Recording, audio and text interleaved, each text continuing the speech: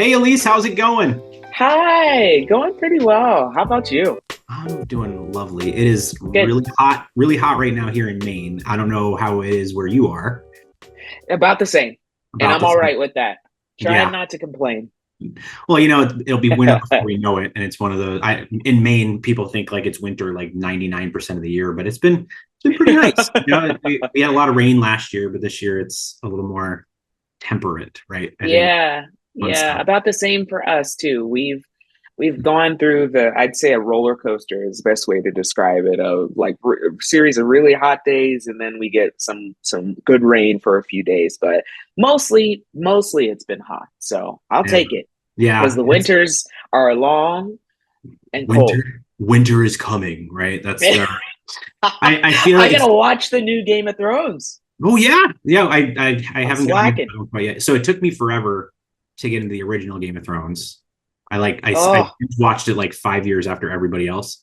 And I was telling a friend about that. I was like, oh yeah, I started binge watching Game of Thrones, and she goes, don't watch the last season. I'm like, okay, I won't watch the last season. Still have hmm. yet to watch the last season. What I did is Oh, I created an ending in my mind, and that is now the official ending. it And that was a is what it disappointment. is. It Yeah, was so rough.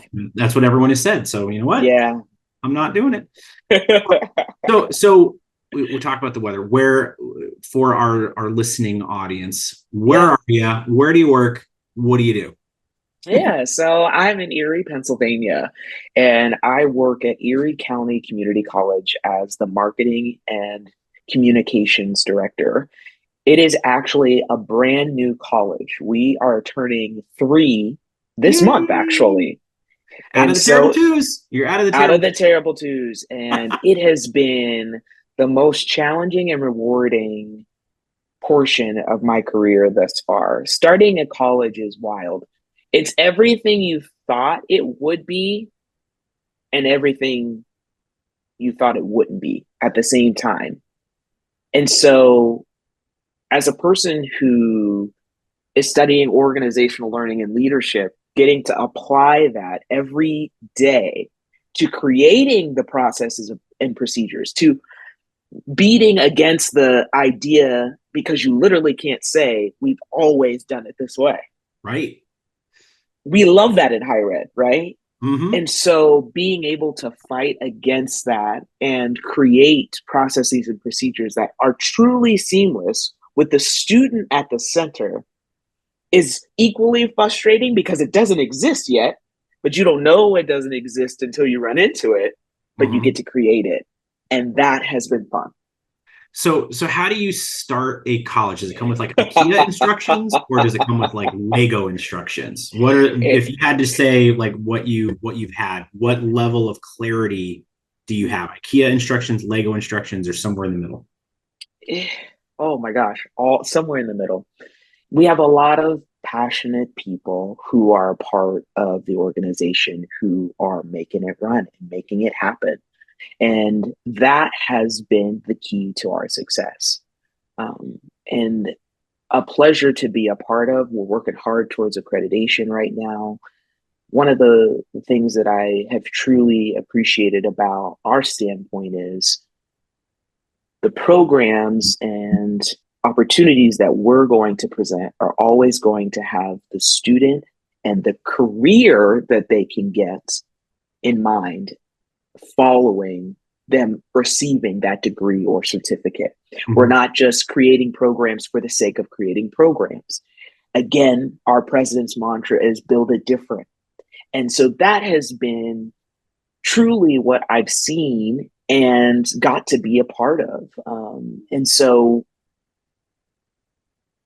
it's challenging because you are trying to keep that in mind and at its core and ensuring that that's happening for our students. But we recently had our Secretary of Policy from on the state level visit our institution, and our students surrounded him and were speaking to all the things that you want them to say. They feel that sense of belonging. They feel supported by faculty. They know who to go to in the resources. I mean, that's what you always want folks or your students, I shouldn't say just folks, but students to echo, Mhm. and watching that transpire without us telling them what to say was really, really cool. That's So we're awesome. making it happen. Yeah, yeah. I mean, that's great. And I think what's interesting is you watch the news, you look at mainstream media about higher education, and every other day there's a Right. college that's closing, right? Close. Yes. And Yes. we feel for that, but I also think that there's things that need a better spotlight on it, which is not all colleges are closing. In fact, we're opening some, right? And I think there's an Yes. opportunity to, and I feel like you hit the nail on the head where it comes to the approach to the programming, right? You're not, Yes. when you aren't dragged down by 100 years of adding and adding and adding just because Come on. grow enrollment. Yes. You've got your 3 years of these are the programs that are needed. I mean, community college. So right, I'm assuming hyper focused on the needs of your local area and Absolutely. workforce and credentials, and not just a traditional degree program. You got it. From a you're a marketer, right? So with the messaging, let's talk about the messaging Yeah. of how you get that out there in your local community relative to maybe a more traditional approach where you've got the 100 years of legacy, brand name behind you. Right. So that has been the fun part of my job. So the task at hand for me when I first accepted the role was we have to educate a community on what a community college even is. Because remember, there had not been one prior to our existence. Not for-profit organizations had come and gone in the past, and so there was a lot of fear and trepidation around us coming to town and coming to existence. So it I felt compelled to ensure that we started with the messaging of this is why we're here, this is why we're here, this is how we're going to do it, and this is why we're different from our neighborhood institutions. Our neighborhood institutions are private, faith-based, and we've got Penn State Behrend, which is a site branch of Penn State Mm-hmm. Yep. University. So how do we fit into all of that? And so for me, it's been getting quotes and testimonials from our students talking about their experiences. We recently had some students who graduated talk about how they're going on to Penn State Behrend, and they wouldn't have found that and been as successful to take that leap had they not started at the community college. So again, tying the two and giving that message about why a community college exists has been key. And so we're using things like Snapchat, we're using things like Instagram to do the traditional things as well as the non-traditional billboards and commercials. But our students are I actually just changed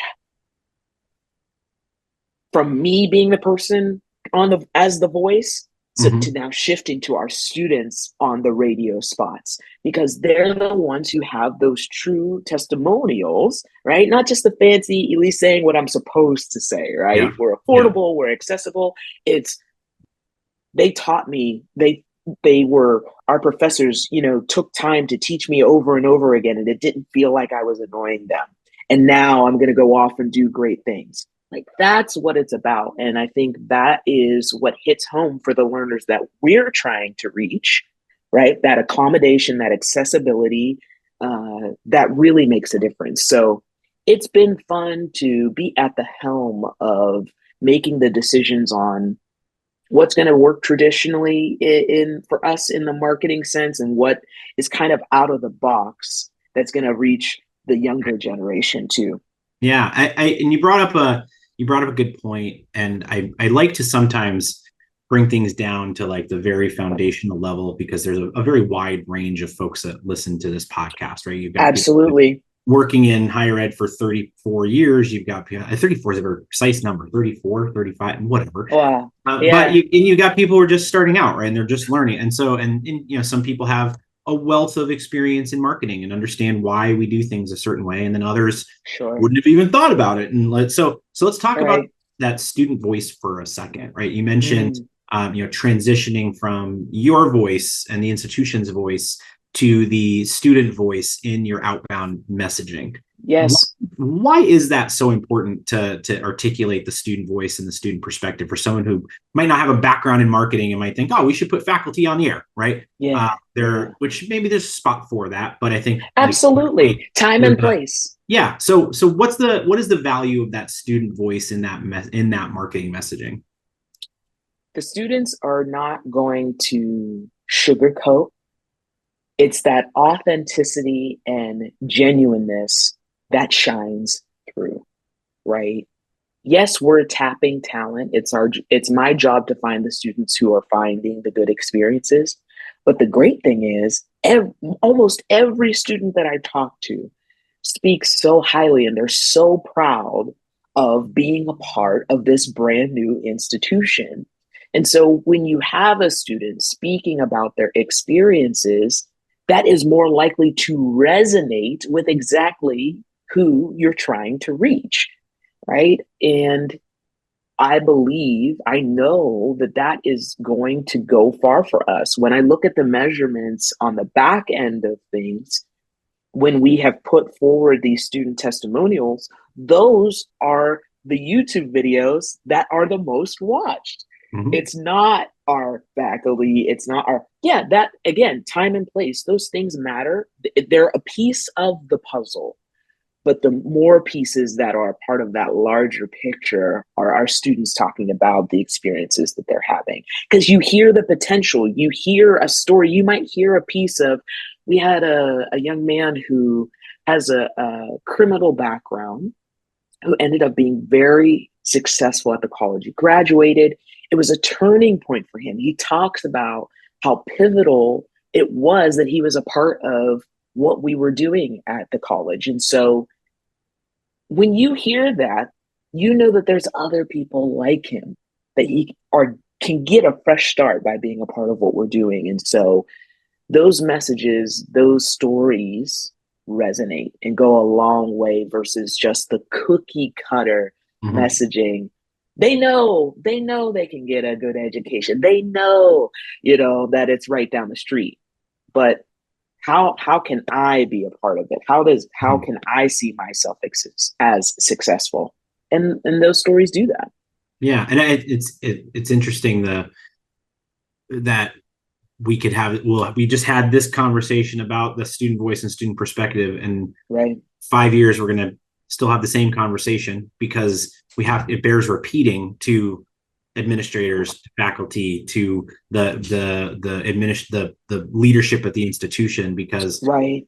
I feel like there's a lot of times that pressure to sterilize the brand a little bit and not have that authentic voice. Come on. Because we want to protect the shield, right? And protect the logo. Discover future applicants, delight enrolled students, and amplify fundraising performance with our Cadence engagement platform's live chat and chatbot solutions. Designed exclusively for higher ed by higher ed professionals, Cadence helps you engage your audiences with the perfect balance of AI and personal connection. We leverage proactive outreach and anticipate common roadblocks, knowing the most significant decisions often start with the smallest conversations. Our powerful AI ensures instant support and is smart enough to know exactly when to hand off to a staff member. And if nobody is available, it allows for easy follow-up. Effortlessly integrated with your website, we proudly feature an industry-leading 85% self-service rate. It's never been easier to make every message count. I'm sure you've run into that at some point where, you just mentioned a student who had a criminal background that went through the education of the institution and connected them to great opportunity. As a marketer of higher education myself, that is an amazing story, and it's delivering on the promise of what education can do and what it can unlock. Bingo. But for some more senior administrators at maybe other institutions, that's not necessarily the story they want to tell, and it's not right, but that's the way that it is. And so how let's say in 2 years a new president comes in, right? Yeah. We're now an established institution. We've graduated students. We're now ending we said terrible twos, and now it's like entering your 50. 5-year-olds are worse than 2-year-olds, but that's beside the point. Right. What do you say to a new president that comes in and says, no, we need to start looking and acting like everybody else? That's a tough sell, right? And the first phrase that comes to mind is the proof is in the pudding. The student that we're trying to reach falls into this demographic. And so it behooves us to ensure that our messaging and the image continues to be raw, continues to be authentic. People are looking for something that is real, because what has been done before is not necessarily been working, right? Why are our students who are of college age asking the questions about what this degree is worth? It's a fair question to ask. Mm-hmm. And I think at one piece of the heart of that question is, does it lead to success? And I think by thinking out of the box and keeping it raw and real, you keep yourself away from falling into that, this is how we've always done it. Mm-hmm. And so there's something to going against the grain. Mm-hmm. And I believe that that's what this generation is calling for. Give us something different. Pique our interest in a way that resonates with me and who I am, because we're all real, right?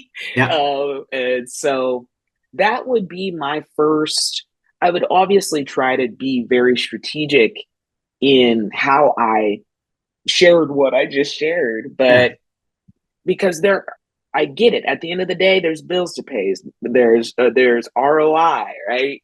What is the ROI? But if you fall too quickly on your sword, if you will you begin to backpedal unintentionally on your success? Yeah. Yeah. And I think one thing you might have going for you too, or not might have, you do have going for you, is I feel like a lot of times that pressure to have kind of that, I like the term sterilized message, is what I'm going to start calling it. Yeah. I love that. It comes from having that long list of alumni who are used to things being a certain way. And when an institution tries to adapt its message for the new generation of students who they are trying to attract for the longevity of the institution and the value of those people's degrees, is they have to deal with the screaming, screaming at cloud old man, right? And it's like they don't have that, you don't have that baggage, right? Of having to address those type, and you're not going to have that type of baggage for a very long time. Right. By the time you presumably could have that baggage, it's not going to be that kind of baggage, because it's you have that opportunity of that culture being different for your institution than other schools. And I think that's a competitive advantage moving forward when it comes to your messaging and differentiation. Is that absolutely?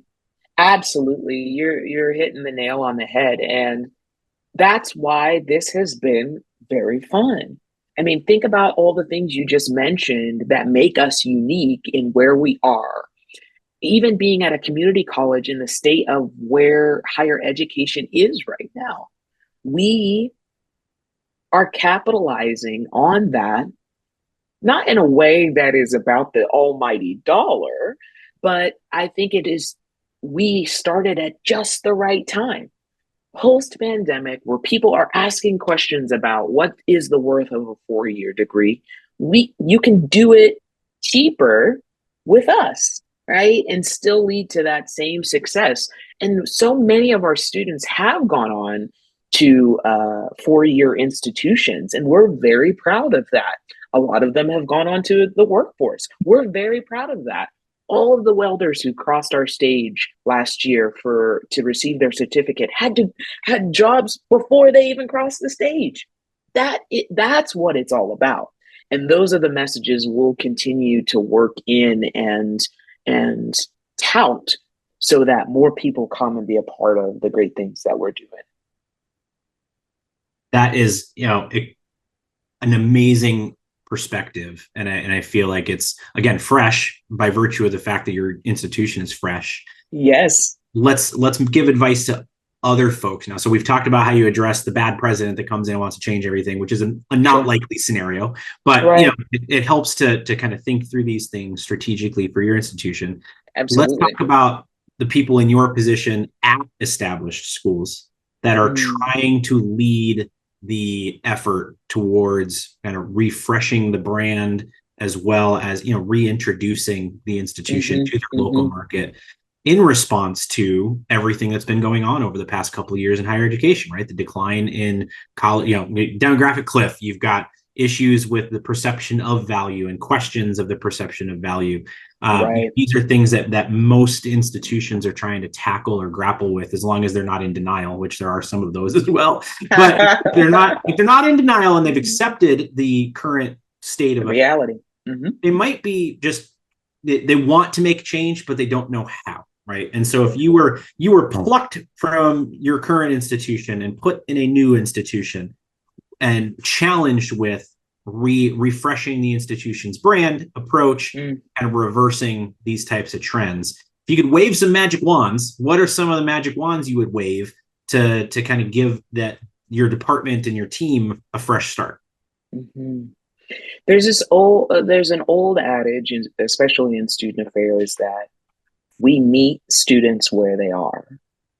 And if we do that, again, in authentic and genuine ways, not something they've seen before or they can see any other place, that is what's going to resonate with this student, this new student that we are seeking out. And so, does that mean doing dances on TikTok? Not necessarily. It should. No. I'm not going to oppose it, right? But what I would say is that how can you talk about in a fresh way what someone like me, who has a degree in English literature, how can you bring that down in a way that an 18-year-old, 19-year-old will see the benefits of that, a degree like that? That sounds so boring, right? But the great things that I've been able to do with said degree have put me in spaces and places with people that I never in my wildest dreams would have imagined. And so that would be my first task. And also, are we revisiting the programs that we're offering in a way that does relate to this and is still relevant to the job market in which you're trying to place these students? I would say most likely, yes, that's part of review. It's part of keeping up accreditation. Okay, check the box. Okay, well then how can you put it to that 18-year-old, 19-year-old in a way where it's like, oh, this communications degree, this marketing degree, this engineering degree is not just me sitting in class 5 days a week learning and consuming. I'm going to be able to take this out and with me, and it's going to have an impact not just on my paycheck, but the people with whom I connect. And so that is that's the task that's on our plate. We have to be able to relate it back to what the current needs are. And if we can find ways, and there's many creative ways to do that, the world is our oyster. Grow your student community, help them stay, and encourage giving with Cadence, higher ed's premier engagement platform from Mongoose. Designed exclusively for higher ed by higher ed professionals, Cadence helps you engage your audiences with the perfect balance of AI and personal connection. Talk to students, parents, and alumni on their time and how they want. Empower your staff with integrated text and chat inboxes that gather all conversations in one place. Reach out to learn more about how our best-in-class service, support, and integrations have helped colleges and universities like yours have smarter conversations. From text to chat, make every message count. And I think you mentioned it earlier too, what part of the benefit for you all is that you got to really start with your why as an institution. And when you're able to articulate your why clearly, it makes everything else a lot easier Fall from in place. Being perspective. Absolutely. And one of the things that we have to acknowledge is that for many institutions, no amount of marketing messaging exercises are going to make their course offerings align with changes to the workforce, changes in those needs and market demand. And so the institution as a whole has to listen to marketing and say, hey, just like in any other industry, like I work in ed tech, and like when I work with companies, it's a lot of times it's we can't just come up with a new slogan and a new ad campaign and try to drive awareness. We've got to really think about, does the product meet the need of our customers? And if it doesn't, we have to make changes there first. Then back to the marketing messaging. And so I feel like there's, and I'd love for you to kind of share some of your experiences with helping people outside of marketing understand the role of marketing and be the TikTok videos and the Instagram ads and the billboards. I like to say at a lot of companies that I've worked with, marketing has always been like the party planning committee, right? Like we're the ones that we plan the booth at the conferences and the reception. Anybody thinks marketing does. But it's a lot more than that when it comes to helping the institution and understand what's going on in the world, right? And so what are some of the things you do to help articulate that? It's a very good question.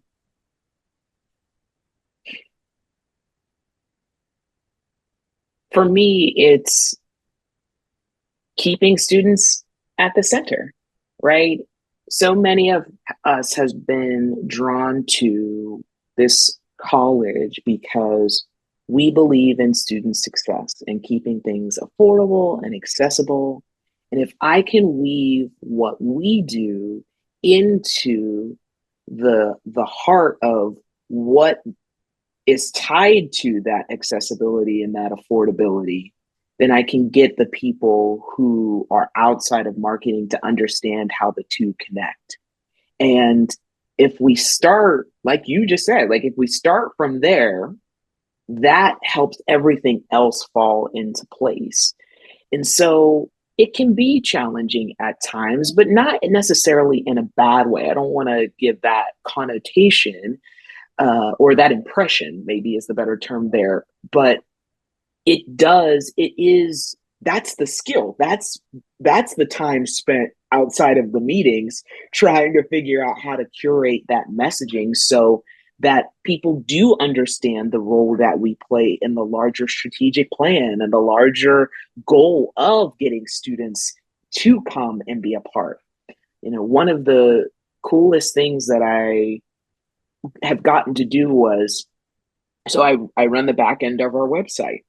I said, we have to get a schedule a visit button on the site, because if people come and see the magic, see how the sausage is being made, right? They're more likely to come and want to be a part.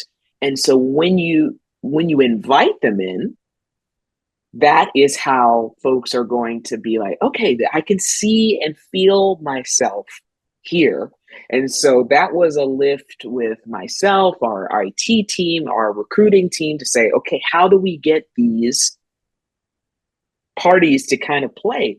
But at most colleges, again, that's something that's already been established. That's not new and exciting, right? But for us, it was. And we saw how that translated into folks coming and signing up and applying and being a part of the college. Well, does that help answer your question? I feel like there's so many ways I could go with that. Yeah, and I think a big part of it too is for institutions. There's research that's been done around maturity model for marketing in higher ed, and how you find your seat at the table in the president's cabinet one day, right? Like that's right. As you're building an institution, everyone's kind of in everything. That's an advantage for you that many others might not have, is they have to really help to articulate the value that marketing has on higher ed. Truly. Interview with Stephanie Geyer a while back now here on the podcast, and we'll put a link to it in the episode notes, so people have to listen to both podcasts now. I would love that. She comes from a world where when she started working in marketing in higher ed, marketing was like a dirty word in higher education, right? It was like sales, and it was like advertising your college was bad because you looked desperate. I remember working. Wow. Advertising was like an evil thing. Why would we do that? We look desperate and look spammy, and now everybody does it because it's a viable strategy for engaging your audience, and you'd be silly not to, right? Yeah. And so I think that you make a great point around just being a part of the process, and I think if we keep the students at the center of these decisions and these conversations, then you're offering programs that make sense. You're retiring programs that aren't. You're reaching them on the platforms that matter to them. You're stopping doing what don't matter to them, right? And it's all about listening to your customer, quote unquote. And who is the customer here? It's absolutely. So you keep that at the center, you're already in a great spot. Right. And another thing, if I may add on to that, for adding to the schedule a visit. So we were just offering things. Well, the schedule a visit and it being accessible to students all times of the day helped us to address inclusivity. This is another soapbox I can get on because of my research topic and my passion behind DEI. If we're really going to talk about the I in DEI, thinking about our student who might be working that shift work has the opportunity to doesn't have to necessarily correspond via email, just click a couple buttons and can see the times that might be available for them to come by. Mm-hmm. Or it's seeing where we're going to be out at that table where they can talk to one of our recruiters at an event that they may have already been planning to attend. Again, meeting students where they are should be at the heart of the majority, if not all, of decisions that we make, especially now. Absolutely. So, Elise, I appreciate you being here. I appreciate all your time and your insights. Thank you. For folks who want to get connected with you, continue the conversation, pick your brain, what are some of the best ways for folks to connect with you?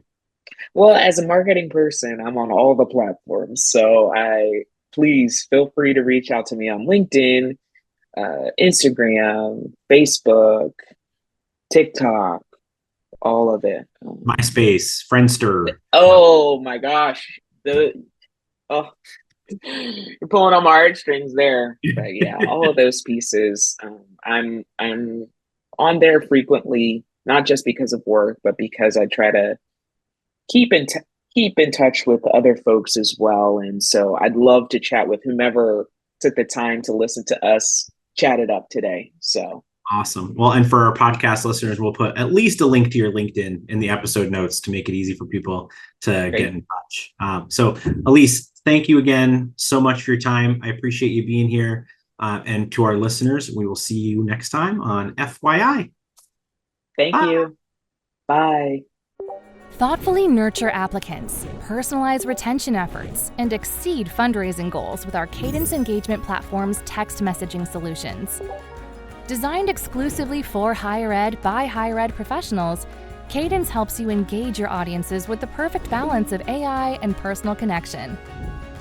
We leverage an intuitively designed interface and easy-to-use texting templates so you can have targeted conversations or scale up to expand your reach.